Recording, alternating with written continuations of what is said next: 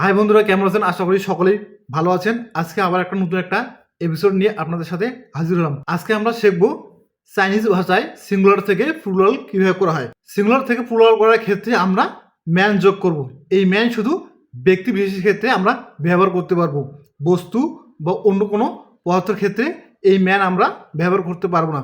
যখন কোনো নির্দিষ্ট ব্যক্তিকে উল্লেখ করে বোঝানো হবে তখন আমরা ম্যান যোগ করে সিঙ্গুলার থেকে প্লুরাল করব।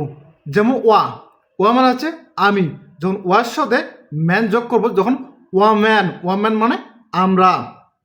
যখন নি নি মানে তুমি, যখন নি প্লাস ম্যান যোগ করব তখন নি ম্যান, তার উত্তর দেবে তোমরা। যেমন ফংইও মানে বন্ধু, যখন ফংইওর সাথে ম্যান যোগ করব তখন ফংইও ম্যান, তখন বন্ধুরও হবে। আশা করি আমার এপিসোডটা বুঝতে পেরেছেন এবং সিঙ্গুলার থেকে প্লুরাল কীভাবে করা হয়। এই ম্যান শুধু আমরা ব্যক্তি বিশেষের ক্ষেত্রে ব্যবহার করতে পারবো, তাছাড়া অন্য কোনো ক্ষেত্রে আমরা এটি ম্যান ইউজ করতে পারবো না। আবার কোনো দেখাবে কোনো এক এপিসোডে।